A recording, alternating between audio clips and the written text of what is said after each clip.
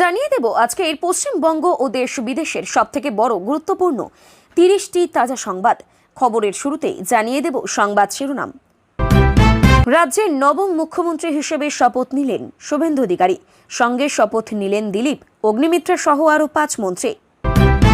বাংলায় জোট বাঁধার আহ্বান মমতার, শতরূপ বললেন আপনার মতো চোরকে সঙ্গে নেব না।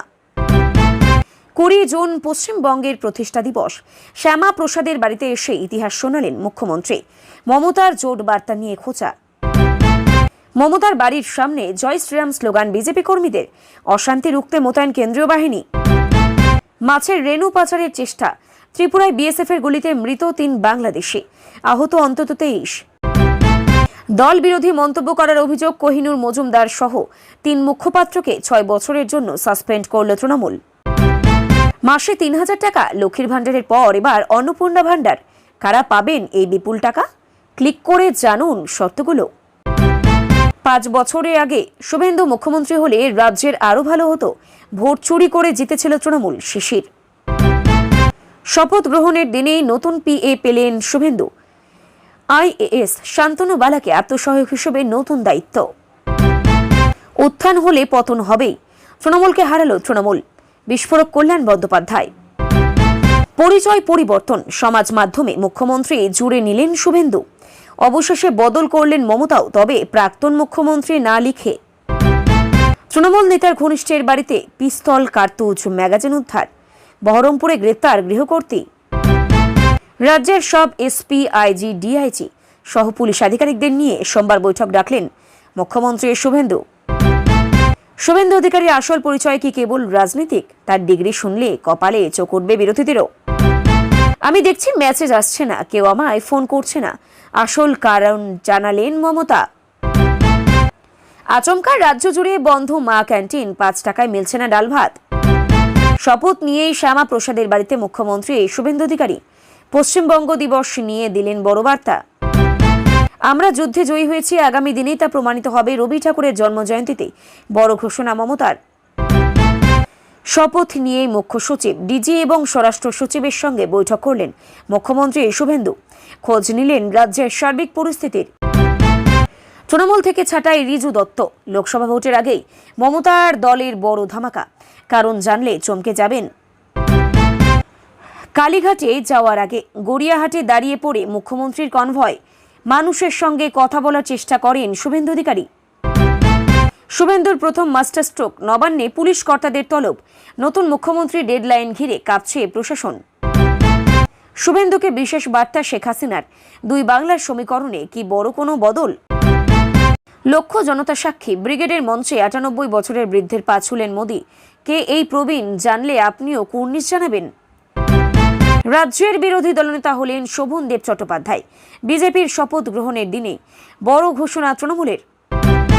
সোফায় শুয়ে থাকে একটা ছোট খাটে ঘুমোয়, একদিন মুখ্যমন্ত্রী হবে মেজ ছেলে, জানতেন শিশির। তৃণমূলের গোটা বাহিনী এখন বিজেপি। মমতার ক্রেডিবিলিটি নিয়ে বড় প্রশ্ন বাম নেতা সুজনের। নির্বাচন পর্বে কমিশন নিযুক্ত বিশেষ পর্যবেক্ষক সুব্রত এবার শুভেন্দুর উপদেষ্টা হচ্ছেন। নিয়োগ হল মুখ্যমন্ত্রীর ব্যক্তিগত সচিবও। বড় খবর, শুভেন্দু শপথ নেওয়ার আগেই কোটি কোটি বকেয়া টাকা পাওয়া শুরু। এতক্ষণ শুনছিলেন সংবাদ শিরোনাম, এখন আসছে বিস্তারিত খবরে। পশ্চিমবঙ্গের নবম মুখ্যমন্ত্রী হিসেবে শপথ নিলেন শুভেন্দু অধিকারী। প্রধানমন্ত্রী নরেন্দ্র মোদীর উপস্থিতিতে শুভেন্দুকে শপথ বাক্য পাঠ করালেন রাজ্যপাল RN রবি, কেন্দ্রীয় স্বরাষ্ট্রমন্ত্রী অমিত শাহ, প্রতিরক্ষা রাজনাথ সিং, বিজেপি সভাপতি নীতিন নবীন সহ বিজেপি শাসিত একাধিক রাজ্যের মুখ্যমন্ত্রী শুভেন্দুর শপথ গ্রহণ অনুষ্ঠানে হাজির ছিলেন। এছাড়াও উপস্থিত ছিলেন অন্ধ্রপ্রদেশের মুখ্যমন্ত্রী চন্দ্রনাথ নাইডু। শুভেন্দু অধিকারী ছাড়াও এই দিন মন্ত্রী হিসেবে শপথ নেন বিজেপি বিধায়ক দিলীপ ঘোষ, অগ্নিমিত্রা পাল, অশোক কীর্তনিয়া, নিশীথ প্রামাণিক এবং ক্ষুদিরাম টুডু। এদিন সকালে কলকাতা বিমানবন্দরে প্রধানমন্ত্রী নরেন্দ্র মোদীকে প্রথমে স্বাগত জানান শুভেন্দু অধিকারী। বিমানবন্দর থেকে হেলিকপ্টারে প্রধানমন্ত্রীর সঙ্গে রেসকোর্সে পৌঁছান শুভেন্দু অধিকারী। সেখান থেকে গাড়িতে তারা পৌঁছান ব্রিগেড প্যারেড গ্রাউন্ডে। হুটখোলা গাড়িতে করে প্রধানমন্ত্রী নরেন্দ্র মোদী রাজ্য সভাপতি শ্রমিক ভট্টাচার্যের সঙ্গে জনতার মাঝখান দিয়ে মঞ্চের কাছে পৌঁছান শুভেন্দু অধিকারী। এবারের বিধানসভা নির্বাচনে নন্দীগ্রামের পাশাপাশি ভবানীপুর থেকেও জয়ী হয়েছিলেন শুভেন্দু অধিকারী। গতকাল বিজেপির পরিষদীয় দলের বৈঠকে শুভেন্দু অধিকারীকে পরিষদীয় দলনেতা হিসেবে বেছে নেওয়া হয়। এরপর শুভেন্দু অধিকারীর নাম রাজ্যের নতুন মুখ্যমন্ত্রী হিসেবে ঘোষণা করেন কেন্দ্রীয় স্বরাষ্ট্রমন্ত্রী অমিত শাহ। বিধানসভা নির্বাচনে ভরাডুবি হয়েছে তৃণমূল কংগ্রেসের। হেরে গিয়ে এবার তৃণমূল নেত্রীর মুখে জোট বার্তা, বিজেপিকে রুখতে এখন বাম, অতি বামেও আপত্তি নেই মমতা বন্দ্যোপাধ্যায়ের। শনিবার মুখ্যমন্ত্রী পদে শপথ নিলেন শুভেন্দু অধিকারী। সেই দিনই মমতা বললেন, আমরা সকলেই চাই একটা যৌথ প্ল্যাটফর্ম তৈরি হোক, যে প্ল্যাটফর্মে বিজেপি বিরোধী সমস্ত রাজনৈতিক দল, এমনকি আপনারা যদি বলেন লেফটিস্ট, আমার কোনো ইগো নেই। মমতা আরও বলেন, আমি সকলকে নিয়ে চলতে চাই। বিজেপিকে যদি রুখতে হয় লেফটিস্ট সবাইকে, আল্ট্রা লেফটিস্ট সবাইকে, ন্যাশনাল পার্টি যারা করে দিল্লিতেও যেমন লড়াই করবে, বাংলাতেও আসুন আমরা জোট বাঁধি। মমতা বলেন, যদি কোনো রাজনৈতিক দল আমার সঙ্গে কথা বলতে চান, আমি 4টে থেকে 6টা পর্যন্ত আছি অফিসে, আমাকে জানাবেন, নিশ্চয়ই কথা বলবো। যদিও মমতাকে কটাক্ষ করতে ছাড়েনি সিপিএম নেতা শতরূপ ঘোষ। শতরূপ বলেছেন, বাম বিদায়ের সময় শূন্য ছিল বিজেপি, এখন তারা সরকারে, তারপরেও লজ্জা নেই মমতা বন্দ্যোপাধ্যায়ের। শতরূপ বলেন, আমরা একটা বিজেপিহীন বাংলা রেখে গিয়েছিলাম, আর মমতা বন্দ্যোপাধ্যায় যখন সরকার থেকে যাচ্ছেন বিজেপিকে ক্ষমতায় বসিয়ে গেলেন। পশ্চিমবঙ্গের প্রতিষ্ঠা দিবস নিয়ে পূর্বতন তৃণমূল সরকারের সঙ্গে প্রায় সংঘাতে জড়িয়েছিল রাজ্যের বর্তমান শাসক দল বিজেপি। 2023 সালে বিধানসভায় প্রস্তাব পাশ করিয়ে পয়লা বৈশাখকে বিজেপির পশ্চিমবঙ্গের প্রতিষ্ঠা দিবস হিসেবেই চিহ্নিত করেছিল তৎকালীন সরকার। শ্যামা প্রসাদ মুখোপাধ্যায়ের বাড়িতে মুখ্যমন্ত্রী শুভেন্দু অধিকারী, সঙ্গে রয়েছেন তাপস রায়রা। শনিবার সকালে ব্রিগেড প্যারেড গ্রাউন্ডে মুখ্যমন্ত্রী হিসেবেই শপথ নেন শুভেন্দু অধিকারী। সন্ধ্যা গড়তে না গড়তেই তিনি চলে আসেন নিজের বিধানসভা কেন্দ্র ভবানীপুরে। সেখানে শ্যামাপ্রসাদ মুখোপাধ্যায়ের বাড়িতে যান। শ্রদ্ধা জ্ঞাপন করে বেরিয়ে তিনি জানান, পশ্চিমবঙ্গ তৈরির ইতিহাস এবং তাতে শ্যামাপ্রসাদের ভূমিকার কথা। শুভেন্দু মনে করেন, পশ্চিমবঙ্গের প্রতিষ্ঠা দিবস ভবিষ্যতে মন্ত্রিসভা এবং বিধানসভায় সেই বিষয়টি উত্থাপন করবেন বলেও জানান মুখ্যমন্ত্রী। সেই সঙ্গে প্রাক্তন মুখ্যমন্ত্রী তথা তৃণমূল নেত্রী মমতা বন্দ্যোপাধ্যায়ের জোট গড়ার বার্তা নিয়ে খোঁচা দিলেন শুভেন্দু। পশ্চিমবঙ্গের প্রতিষ্ঠা দিবস নিয়ে পূর্বতন তৃণমূল সরকারের সঙ্গে প্রায়ই সংঘাতে জড়িয়েছিল রাজ্যের বর্তমান শাসক দল বিজেপি। 2023 সালের বিধানসভায় প্রস্তাব পাশ করিয়ে পয়লা বৈশাখকে পশ্চিমবঙ্গের প্রতিষ্ঠা দিবস হিসেবে চিহ্নিত করেছিল তৎকালীন মমতা সরকার। বিজেপি প্রশ্ন তুলেছিল, কেন 20 জুনকে পশ্চিমবঙ্গের প্রতিষ্ঠা দিবস হিসেবে মান্যতা দেওয়া হবে না? মুখ্যমন্ত্রী হিসেবে শপথ নেওয়ার পরই একই সঙ্গে প্রসঙ্গ তুললেন শুভেন্দু। তার কথায় 1947 সালে 20 জুন যদি পশ্চিমবঙ্গ ভারতে যুক্ত না হতো, তবে আজ আমরা এখানে দাঁড়াতে পারতাম না। পশ্চিমবঙ্গকে ভারতের মানচিত্রে যোগ করার নেপথ্যে শ্যামাপ্রসাদের ভূমিকা কথা তুলে ধরেন শুভেন্দু। তিনি বলেন, শ্যামাপ্রসাদ মুখোপাধ্যায় এবং ভারত সেবাশ্রম প্রতিষ্ঠাতা স্বামী প্রণবানন্দের লড়াইয়ের জন্য এটা সম্ভব হয়েছে। আইনসভাতে শ্যামাপ্রসাদ মুখোপাধ্যায় সহ 58 জন ভোট দিয়ে পশ্চিমবঙ্গকে ভারতের অন্তর্ভুক্ত করেছিলেন। আর এটা যদি না হতো তাহলে আমরা কেউ এখানেই দাঁড়িয়ে থাকতে পারতাম না। আমাদের অবস্থা বাংলাদেশে থাকা সে দেশের সংখ্যালঘুদের মতোই হতো। একটা সময় শ্যামাপ্রসাদ মুখোপাধ্যায় কংগ্রেস নেতাদের বলেছিলেন, তোমরা দেশ ভাগ করলে আর আমি পাকিস্তানকে ভাগ করলাম। তৃণমূল সুপ্রিমো মমতা বন্দ্যোপাধ্যায়ের কালীঘাটের বাড়ির সামনে মোতায়েন কেন্দ্রীয় বাহিনী। শুভেন্দু অধিকারীর নবম মুখ্যমন্ত্রী হিসেবে শপথ নেওয়ার পর মমতার বাড়ির সামনে স্লোগান দিতে থাকেন বিজেপি কর্মী সমর্থকরা। তারপরে পরিস্থিতি নিয়ন্ত্রণ করতে নামানো হয় কেন্দ্রীয় বাহিনী। আইন শৃঙ্খলা নিয়ন্ত্রণ রাখতেই সিদ্ধান্ত। বিধানসভা নির্বাচনের ফলাফল ঘোষণা হওয়ার পর মুখ্যমন্ত্রীর কালীঘাটের বাড়ির সামনে থেকে গার্ডরেল তুলে নেওয়া হয়। কমে নিরাপত্তা, তবে প্রাক্তন মুখ্যমন্ত্রী হিসেবেই যে নিরাপত্তা তার প্রয়োজন, সেই নিরাপত্তা ব্যবস্থা এখনও রয়েছে। স্থানীয় সূত্রে জানা গিয়েছে, শনিবার সকালে বাংলার প্রথম বিজেপি সরকার শপথ নেওয়ার পরই এক দল বিজেপি কর্মী সমর্থকরা পৌঁছে যান মমতার কালীঘাটের বাড়ির সামনে। বাইক বাহিনী জয় শ্রীরাম স্লোগান দিতে থাকে। কয়েকজন অতি উৎসাহিত হয়ে বিজেপি সমর্থক গেটের সামনে স্লোগান দিতে থাকেন। আগে থেকে মোতায়েন পুলিশ তাদের সরিয়ে দেওয়ার চেষ্টা করে। তারপরেও তৃণমূল সুপ্রিমোর বাড়ির সামনে মোতায়েন করা হয়েছে কেন্দ্রীয় বাহিনী। এখন পরিস্থিতি নিয়ন্ত্রণে, তবে কোনো মিছিলকারী বা বিজেপি সমর্থকদের মমতার বাড়ির কাছেই ঘেঁষতে দিচ্ছেন না কেন্দ্রীয় বাহিনীর জওয়ানরা।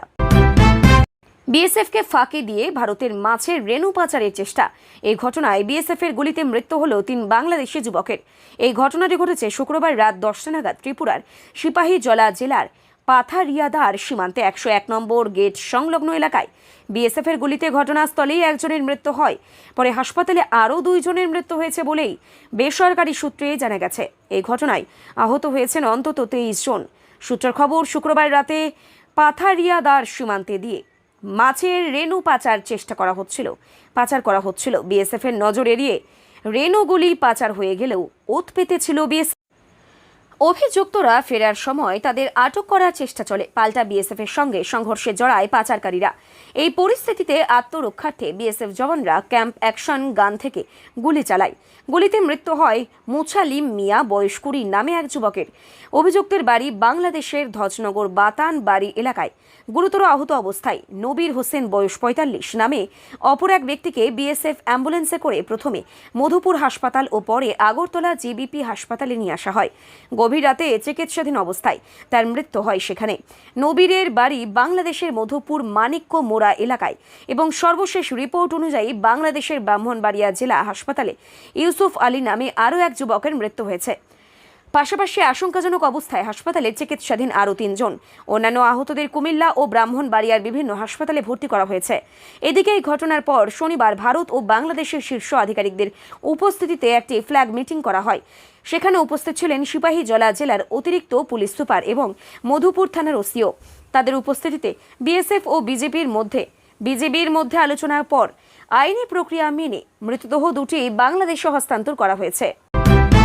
নির্বাচনী বিপর্যয়ের পরেই দল বিরোধী মন্তব্য করার অভিযোগে আগেই 5 মুখপাত্রকে শোকজ করেছিল তৃণমূল। এবার তাদের মধ্যে 3 জনকে 6 বছরের জন্য সাসপেন্ড করল তৃণমূল কংগ্রেস। তৃণমূল সূত্রে একটি বিজ্ঞপ্তি প্রকাশ করে জানানো হয়েছে, কোহিনুর মজুমদার, রিজু দত্ত ও কার্তিক ঘোষকে 6 বছরের জন্য তৃণমূল কংগ্রেস দল থেকে সাসপেন্ড করা হলো। প্রসঙ্গত, রাজ্য বিধানসভা নির্বাচনে 207 আসন নিয়ে বিজেপি নিরঙ্কুশ সংখ্যাগরিষ্ঠতা পাওয়ার পর থেকেই তৃণমূলের অন্দরে বেসুরো সুর শোনা গিয়েছে একাধিক নেতা নেত্রীর মুখে। এবার সেই ক্ষোভ নিয়েই পথে হাঁটল মমতা বন্দ্যোপাধ্যায়ের দল বিরোধী মন্তব্য করায় অভিযোগে একযোগে 5 জন মুখপাত্রকে প্রথমে শোকজ করে তৃণমূল কংগ্রেস। শনিবার দল থেকে সাসপেন্ড করা হলো 3 জনকে। দলের শৃঙ্খলা রক্ষাকারী কমিটির অন্যতম সদস্য ডেরেক ও ব্রাইন এই 5 মুখপাত্রের কাছে নোটিশ পাঠিয়েছে। অভিযুক্তরা হলেন রিজু দত্ত, কৃষ্ণেন্দু চৌধুরী, কোহিনুর মজুমদার, পাপিয়া ঘোষ এবং কার্তিক ঘোষ। চিঠিতে তাদের কাছে জানতে চাওয়া হয়েছে দলের শৃঙ্খলা ভঙ্গের অপরাধে কেন তাদের বিরুদ্ধে কঠোর পদক্ষেপ করা হবে না। সবাইকে 24 ঘন্টার মধ্যে এই চিঠির সন্তোষজনক জবাব দেওয়ার নির্দেশ দেওয়া হয়েছে। তৃণমূলের সূত্রের খবর অনুযায়ী ফল প্রকাশের পর থেকে এই মুখপাত্ররা প্রকাশ্যে দলের শীর্ষ নেতৃত্বের কৌশল এবং রণনীতি নিয়ে প্রশ্ন তুলেছেন। তাদের দাবি, নেতৃত্বের একাংশের ভুল সিদ্ধান্তের কারণে বাংলার মাটিতে এই ভরাডুবি। সোশ্যাল মিডিয়া ও বেশ কিছু ক্ষেত্রে সংবাদ মাধ্যমে এই মত পোষণ করেছে তারা। তার পরিপ্রেক্ষিতে প্রত্যেকে 24 ঘন্টার মধ্যেই জবাব দিতে বলা হয়েছে তাদের। পশ্চিমবঙ্গের রাজনীতিতে লক্ষ্মীর ভাণ্ডার প্রকল্পের আকাশ ছোঁয়া সাফল্যের পর এবার আলোচনার কেন্দ্রে উঠে এসেছে অন্নপূর্ণা ভাণ্ডার। 2026 বিধানসভা নির্বাচনকে সামনে রেখে রাজনৈতিক প্রতিশ্রুতি এবং প্রশাসনিক চর্চার পারদ চড়ছে এই নতুন প্রকল্পকে ঘিরে। তবে এই প্রকল্প নিয়ে সাধারণ মানুষের মনে ধোঁয়াশা কম নেই। অনেকেই প্রশ্ন তুলছেন, এই 3000 টাকা কি সবাই পাবেন নাকি রয়েছে বিশেষ কোনো শর্ত? আসলে অন্নপূর্ণা ভাণ্ডার প্রকল্পটি মূলত প্রধান বিরোধী দল বিজেপির একটি অন্যতম নির্বাচনী প্রতিশ্রুতি হিসেবে সামনে এসেছে। তাদের দাবি, ক্ষমতায় এলে লক্ষ্মীর ভাণ্ডারের আর্থিক সহায়তা বাড়িয়ে মাসে 3000 টাকা করা হবে। বর্তমানে শাসক দলের লক্ষ্মীর ভাণ্ডার প্রকল্পের সাধারণ শ্রেণীর মহিলারা 1000 টাকা এবং তপশিলি জাতি উপজাতি মহিলারা 1200 টাকা করে পান। তার পাল্টা হিসেবে অন্নপূর্ণা ভাণ্ডার এবং অন্নপূর্ণা কার্ডের ঘোষণা। কারা পাবেন এই 3000 টাকা? যদিও এটি একটি প্রস্তাবিত প্রকল্প, তবুও রাজনৈতিক প্রচারের সারমর্ম অনুযায়ী নির্দিষ্ট কিছু শর্তের কথা উঠে আসছে। আবাসিক যোগ্যতা, আবেদনকারীকে অবশ্যই পশ্চিমবঙ্গের স্থায়ী বাসিন্দা হতে হবে। মূলত 25 থেকে 60 বছর বয়সী মহিলারা এই প্রকল্পের আওতায় আসতে পারেন বলে মনে করা হচ্ছে। মধ্যবিত্ত, নিম্নবিত্ত এবং আর্থিকভাবে পিছিয়ে পড়া পরিবারের গৃহবধূদের প্রাধান্য দেওয়ার কথাও বলা হয়েছে। পরিবার পিছু সুবিধা, সাধারণত একটি পরিবারের প্রধান মহিলা সদস্যই এই আর্থিক অনুদানের জন্য যোগ্য বিবেচিত হন। ইতিমধ্যেই রাজ্যের বিভিন্ন প্রান্তে এই অন্নপূর্ণা ভাণ্ডারের ফর্ম বিলি বা নাম নথিভুক্তকরণকে কেন্দ্র করে চাঞ্চল্য ছড়িয়েছে। তবে মনে রাখা জরুরি, এটি বর্তমানে একটি রাজনৈতিক প্রতিশ্রুতি বা ভিশন ডকুমেন্টের অংশ। এটি সরকারিভাবে বাস্তবায়িত হওয়ার জন্য নির্দিষ্ট রাজনৈতিক ও প্রশাসনিক পরিবর্তনের অপেক্ষা রাখে। রাজ্যের মুখ্যমন্ত্রী হিসেবে শনিবার বিকেলে সমাজ মাধ্যমে প্রথম পোস্ট করেছেন শুভেন্দু। তিনি লেখেন, প্রণাম পশ্চিমবঙ্গ। আজ বিশ্বকবি রবীন্দ্রনাথ ঠাকুরের জন্মজয়ন্তীতে তাকে কৃতজ্ঞ চিত্তে স্মরণ করে তার চরণে জানাই আমার সশ্রদ্ধ প্রণাম। তার ভাবনা আদর্শে চিরকাল আমাদের পথপ্রদর্শক হয়ে থাকবে। পুত্র শুভেন্দু অধিকারী মুখ্যমন্ত্রী হওয়ার পর নাম না করে তৃণমূলকে নিশানা করে বর্ষিয়ান রাজনীতিক শিশির অধিকারী। 2021 সালে বিজেপির সরকার গড়তে পারত পশ্চিমবঙ্গে, কিন্তু ভোট লুট হয়েছিল। তাই রাজ্যে প্রথমবার ক্ষমতায় আসতে আরও 5 বছর সময় লাগলো বিজেপির। আগে মুখ্যমন্ত্রী হতেন শুভেন্দু অধিকারী। শনিবার পুত্র মুখ্যমন্ত্রী হিসেবে শপথ নেওয়ার পর এমনই মন্তব্য করলেন প্রাক্তন কেন্দ্রীয় মন্ত্রী শিশির অধিকারী।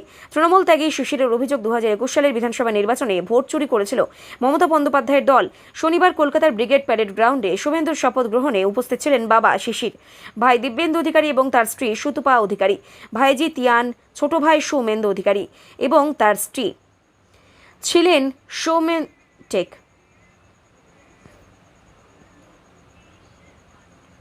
ছিলেন শুভেন্দুর বরদার পুত্র দেবদীপ অধিকারী। সকলেই শুক্রবার কাঁথি থেকে কলকাতায় চলে এসেছিলেন। শনিবার শুভেন্দুর শপথ গ্রহণের পরে আবারও শান্তিকুঞ্জয় ফেরেন শিশির। মুখ্যমন্ত্রীর গর্বিত পিতা শিশির বলেন, কি বলি, আজ তো আমাদের আনন্দের দিন। আমি জানি ও নিজের কর্তব্য পালন করবে, মানুষের জন্য যথাসাধ্য কাজ করবে। প্রাক্তন কেন্দ্রীয় মন্ত্রী আরও বলেন, রাজ্যের মুখ্যমন্ত্রীকে অভিভাবক এখনও সাধারণ মানুষ। আমি শুধু এবারের শান্তিকুঞ্জ কর্তা। সকলকে কৃতজ্ঞতা জানাই। তবে প্রবীণ রাজনীতিক মনে করেন 2021 সালে শুভেন্দু মুখ্যমন্ত্রী হতে পারতেন, কিন্তু রাজ্যব্যাপী অবাধ এবং শান্তিপূর্ণ ভোট হয়নি। তার কথায় আরও আগে মুখ্যমন্ত্রী হলে পশ্চিমবঙ্গের ভালো হতো, কিন্তু 2021 সালে জালিয়াতি করে ভোট পেয়েছে ওরা। চুরি হয়েছে বলে আমি মনে করি, নইলে 2021 সালে রাজ্যের পালাবদল হয়ে যেত। অন্যদিকে রাজ্যের মুখ্যমন্ত্রী হিসেবে শনিবার বিকেলে